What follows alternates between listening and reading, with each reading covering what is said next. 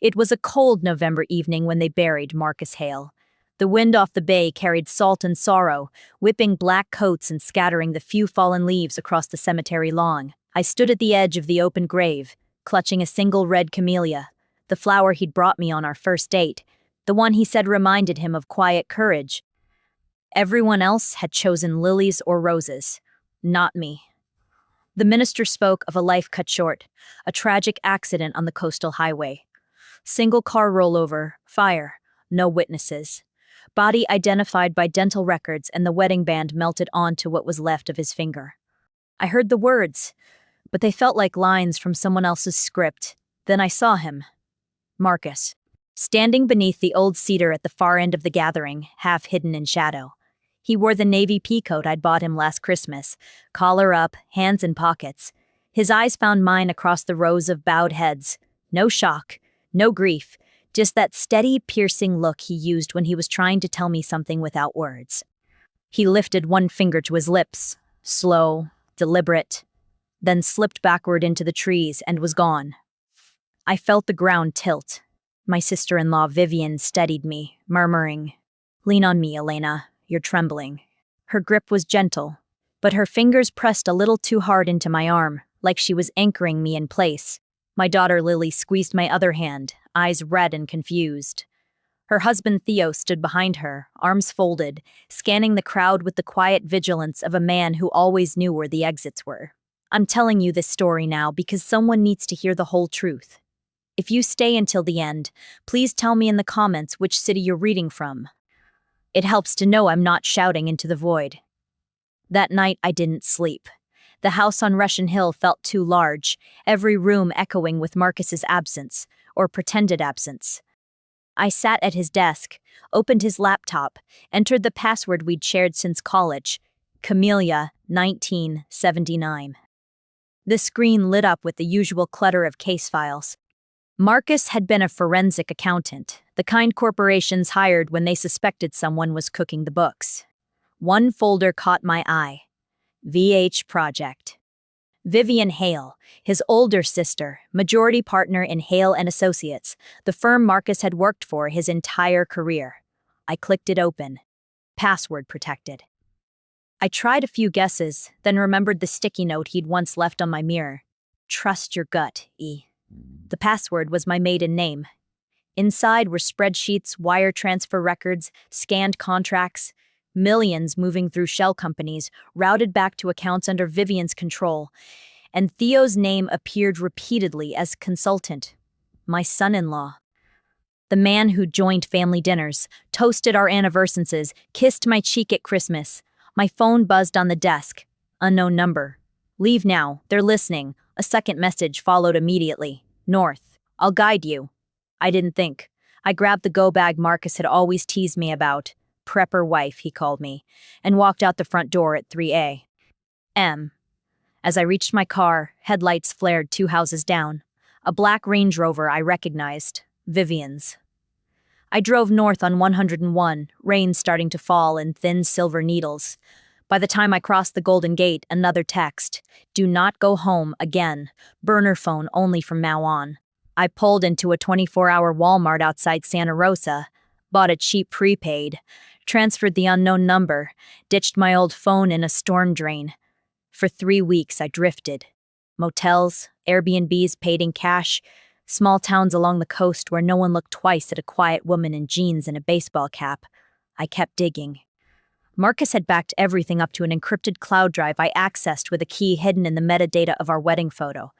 The deeper I went, the uglier it got. Vivian and Theo had been siphoning client funds for years, laundering through fake real estate developments. Marcus had discovered it during a routine audit. Instead of reporting it quietly, he gathered proof, enough to send them both to prison for decades. The accident was meant to silence him. But Marcus had suspected they were closing in.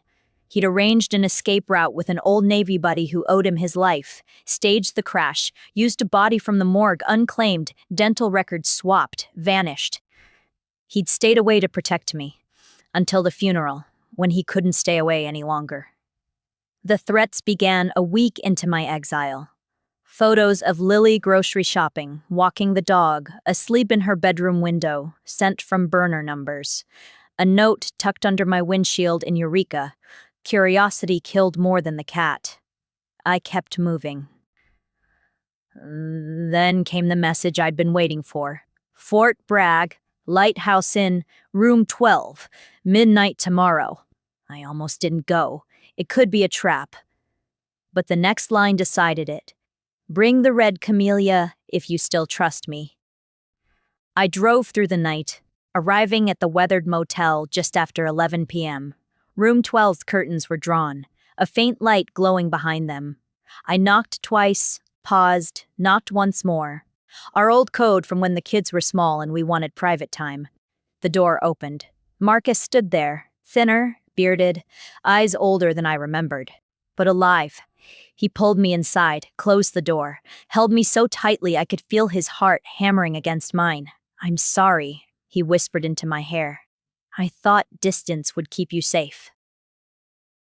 They went after Lily to get to me. His jaw tightened. I know. That's why we end this now. We stayed up until dawn planning. Marcus had allies. Former clients who'd lost millions to Vivian's scheme, an FBI contact he quietly fed information to for months. But they needed the final piece, signed admission or irrefutable transfer records tying Vivian directly to the fraud.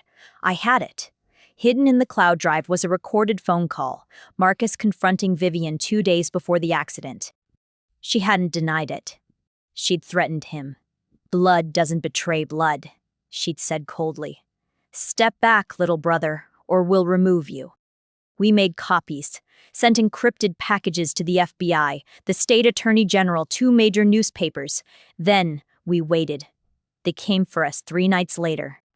Vivian, Theo, and 3 men in dark suits pulled into the motel lot just after midnight. They didn't knock. The door splintered under a boot. Marcus shoved me toward the bathroom. Window, go! As the first man lunged. I didn't run. I stood my ground in the doorway, phone in hand, live streaming to a private server Marcus had set up. Every word, every threat, recorded in real time.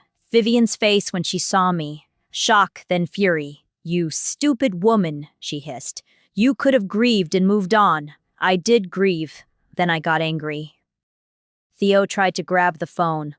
Marcus intercepted him with a vicious efficiency I'd never seen in my gentle husband. Navy training, long buried, rising like a tide. Outside, red and blue lights suddenly flooded the parking lot. FBI tactical team. Our contact had been watching, waiting for Vivian to incriminate herself in person. She didn't go quietly. Even in cuffs, she spat venom. You think this ends with me? There are others. Marcus cut her off. We know, and they're next. The fallout was swift and merciless. Hale and Associates dissolved overnight. Client funds recovered. Indictments rolled down like thunder. Vivian, Theo, 2 senior partners, a city councilman who'd taken bribes. Lily came to us in pieces, guilt and relief warring on her face. Theo had isolated her slowly, convincingly. She hadn't known, truly hadn't. Forgiveness took time, but it came. Marcus and I didn't return to San Francisco. We settled farther north, a small cedar house overlooking the Pacific, where the fog rolls in each morning like a clean page. Some evenings we walk the beach at low tide. He still wears the navy peacoat. I still carry a red camellia in my pocket when the season allows. We don't speak of Vivian often. She's serving 30 years in federal prison, appeal denied. Theo took a plea. 15 years. Their names appear in true crime podcasts now. Cautionary tales of greed dressed as family loyalty. One night last winter, Marcus asked if I regretted any of it. If I wished I'd never seen him at the funeral, never followed the truth. I thought of the months of fear, the nights I wasn't sure I'd see morning, the daughter I almost lost. No, I said, because the alternative was living the rest of my life believing a lie, and you taught me better than that. He smiled then, the same crooked smile from the cemetery cedars. The wind off the ocean is cold, but we walk close, hands linked, footprints filling slowly with water as the tide returns. The dead stay buried, the living keep walking. If this story stayed with you, please subscribe for more, drop a like, and tell me your city in the comments. Your support keeps these truths alive.